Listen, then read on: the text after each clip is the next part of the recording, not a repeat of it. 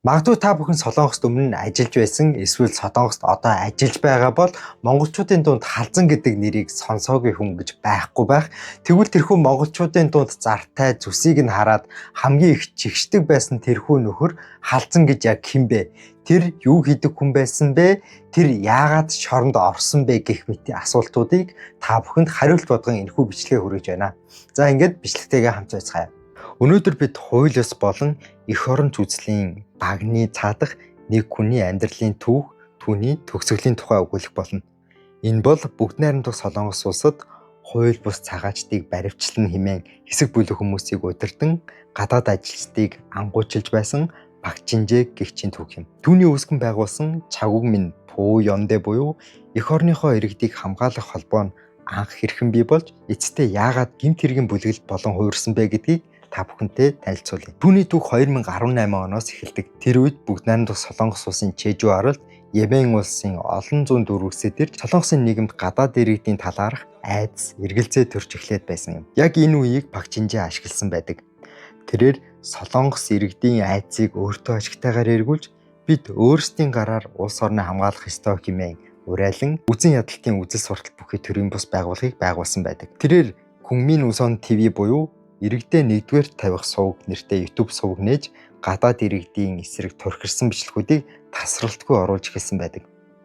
Удалгүй түүний үйл ажиллагаа зөвхөн үзэл бодлоо илэрхийлэхээс хальж шууд хүч хэрэглэх хэлбэрт шилжсэн юм. Тэрээр өөрийн гишүүдэд дагуулan гадаад ажилчид олноор цуглардаг үйлдвэрийн бүс, автобусны буудал, зах худалдааны төвүүд болон мэдээж айл нүүлгэлт болон цэвэрлэгээ гээд бүхэл газруудыг ботсон байдаг. Тэд хууль ёсны ямар ч эрх мэдэлгүй энгийн иргэд байсан атлаа өөрсдийгөө мөрдөгч хэмээн өргөмжилж хуурамч үнэмлэх үзүүлэн гадаад иргэдийг зам дээр зогсоож бичиг баримтаа шалгуулахыг шаарддаг байв. Айд сандарсан гадаад иргэд зугтахыг оролдвол тэдний багалзуурдан, заамдан, бүр газар унгаан, сүлдээ бүр цахилгаан бороохоо болон хим буугаар сүрдүүлэн садвалдаг байжээ. Энэхүү аимшигт ангуучлалын гол байна мэдээж Солонгос улсад байдаг монголчууд болсон байдаг. Түүний халзан толгой гаргаж буй зэрлэг авирыг харсан монгол ажилчид түүнийг халзан хэмээн нэрлэж бие биендээ анхааруулж нэг хэсэгтээ шуугиж байсан юм.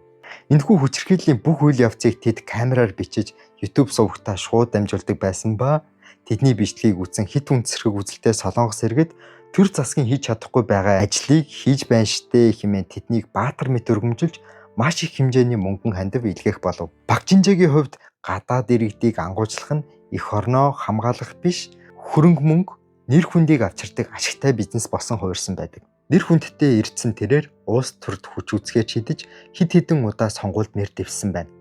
2022 онд тэрээр Хангу Күнмин дам буюу Солонгосын үндэсний намаас Инчэн хотын зөвлөлийн гишүүнд нэр дэвсэн ч унсан байдаг. Дараа нь өөр бусад сонгуулиудад бие даан болон бусад жижиг намуудаас нэр дэвсэн ч Солонгосын ард түмэн түүний хит даврагч үзлийг дэмжээгүй тул бүх сонгуульд тэрээр ялагдал хүлээсэн юм. Улс төрийн замнал нь бүтлгүйтгэхийн хэрээр түүний удирдсан бүлэглэл улам бүр даврах болсон. Эцэст нь 2024 оны хавар тэдний хийсэн бусармаг хэрэг ил болсон юм.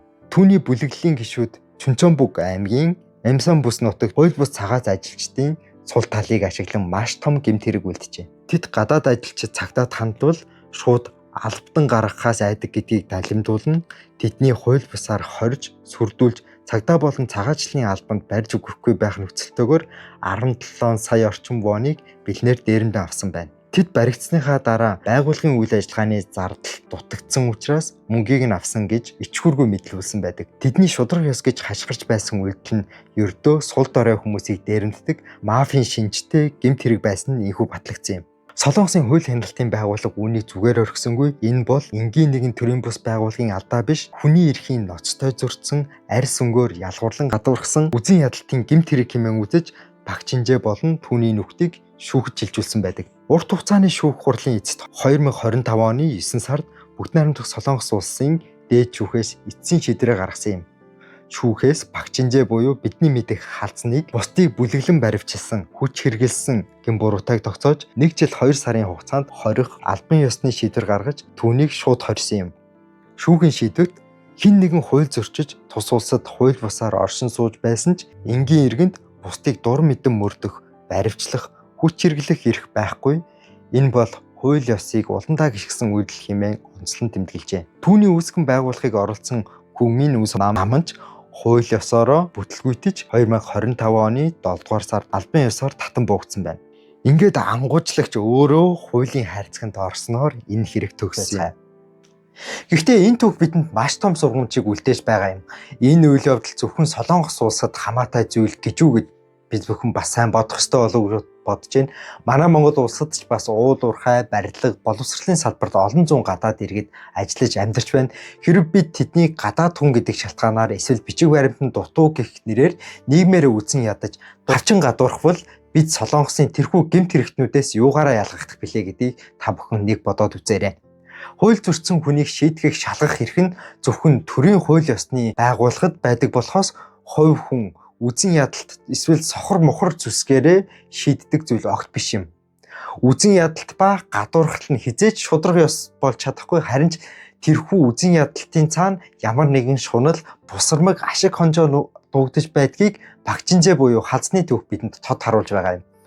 Хуульт ёс болон хүнлэг сэтгэл хамт байж гэмээн бид жинхэнэ соёлтой аюулгүй нийгмийг бүтээж чадах юм биш үү гэсэн санааг энэхүү бичлэгээрээ хүргэхийг зорилоо.